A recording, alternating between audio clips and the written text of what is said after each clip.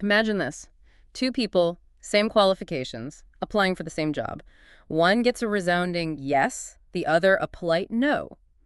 Or maybe two similar insurance claims, handled by different adjusters, resulting in vastly different payouts. Right, I see where you're going. And even more striking, picture two expert judges. They review nearly identical cases, but hand down sentences that differ, well, significantly. We sort of assume expertise brings consistency, don't we? But what if that inconsistency is actually the norm, hiding in plain sight? A powerful thought, isn't it? This kind of variability in judgment, even among, seasoned professionals, it's far more prevalent and impactful than many of us realize. Really? Yeah, we tend to focus on deliberate biases, on leaning one way or another, but often overlook the sheer, randomness that creeps into decisions. Absolutely. And that silent, unnoticed variability is the core of our deep dive today. We're exploring a concept the authors call noise in human judgment, drawing our insights from the Amazon page for the book Noise, A Flaw in Human Judgment by Daniel Kahneman, Olivier Sibony, and Cass R. Sunstein. A significant trio of authors there. Indeed.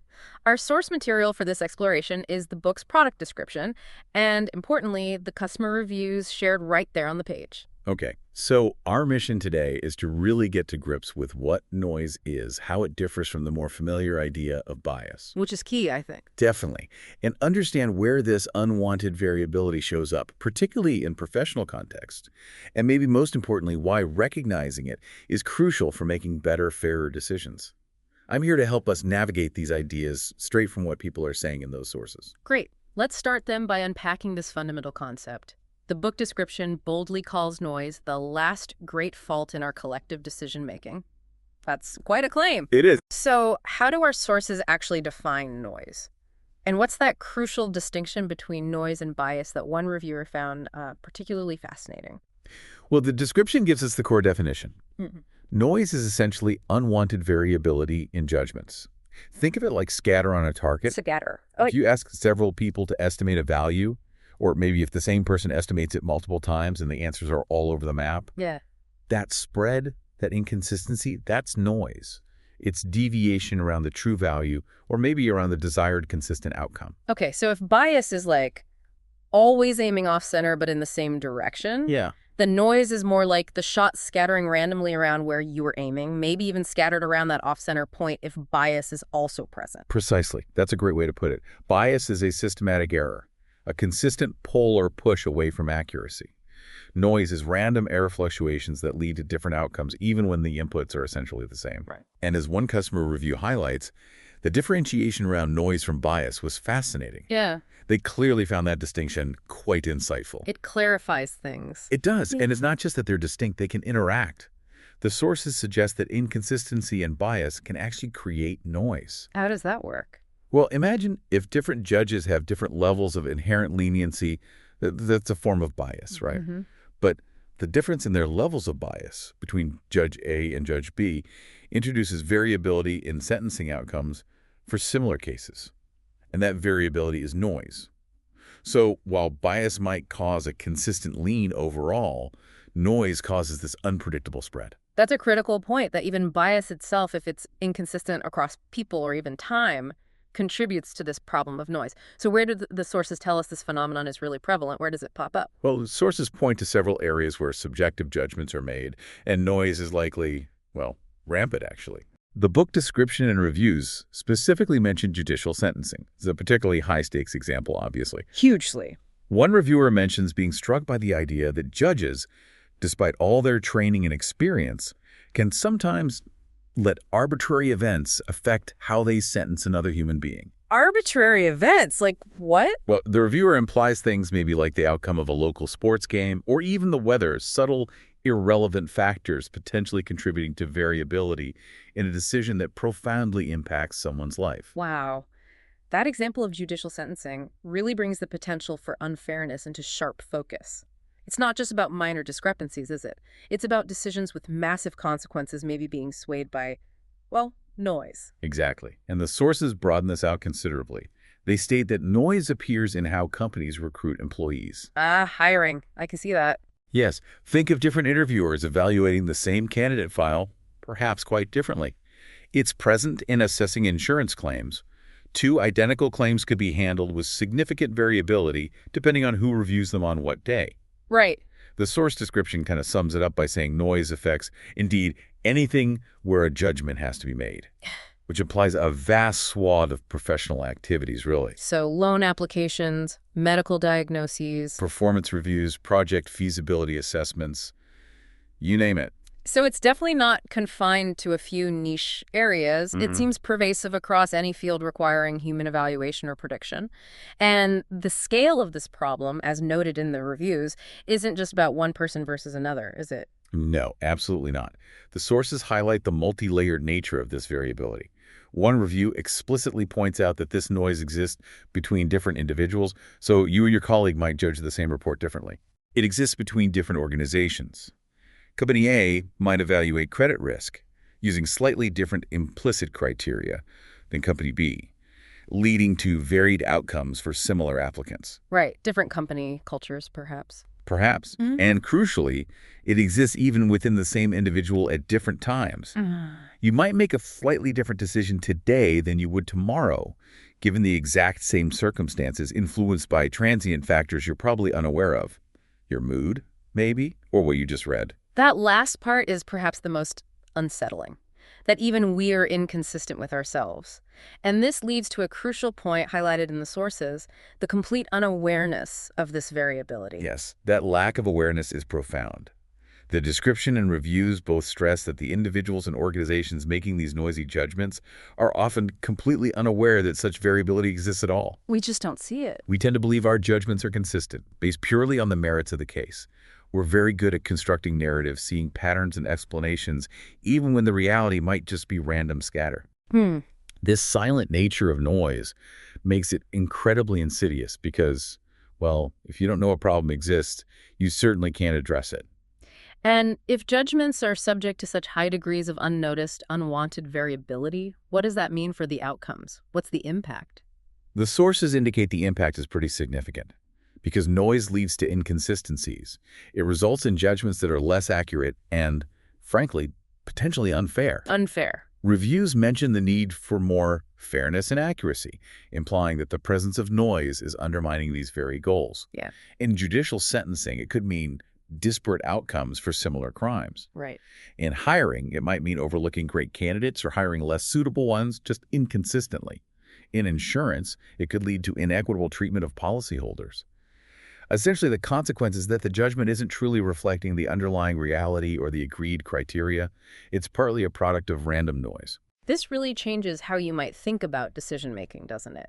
It's not just about trying to avoid conscious or unconscious bias. It's also about identifying and reducing this hidden variability. Exactly. The good news is the book isn't just diagnosing the problem. It sounds like it promises solutions. Exactly.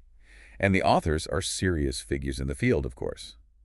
Daniel Kahneman, a Nobel Prize-winning economist, renowned for his work on judgment and decision-making, particularly Thinking Fast and Slow. A landmark book. Absolutely. Olivier Saboni and Cassar Sunstein are also highly respected experts in their own right. The reviews mention their previous works like Nudge as being sort of companion pieces, perhaps. Right. Well, one reviewer importantly clarifies that noise don't cover the same ground as Thinking Fast and Slow, so it really is tackling a distinct area of human judgment errors. That's good to know. It's not just a repackaging of their prior work. It's something new. So what do the sources suggest the book actually offers in terms of addressing noise? Practical stuff. Yes, it seems so. The description states the book shows us what we can do to make better judgments. And customer reviews really reinforce this, describing it as a practical guide to reducing noise. So the intention seems to be providing actionable methods, not just theory. And while the sources obviously don't give us the full blueprint, they do hint at the nature of these solutions, don't they? They do, yes. The reviews suggest approaches that involve introducing more structure into decision-making processes. Structure, okay. One review talks about promoting a balance between rigid bureaucracy rules and intuition, which is interesting. Yeah, that suggests it isn't necessarily about eliminating human judgment entirely or becoming purely robotic. Exactly. It seems more about finding ways to channel intuition within a framework that minimizes that unwanted variability, kind of guiding judgment rather than replacing it. So maybe not strict rules for every single tiny aspect of a case, but perhaps a more standardized process for evaluating the different components. Precisely. That seems to be the direction.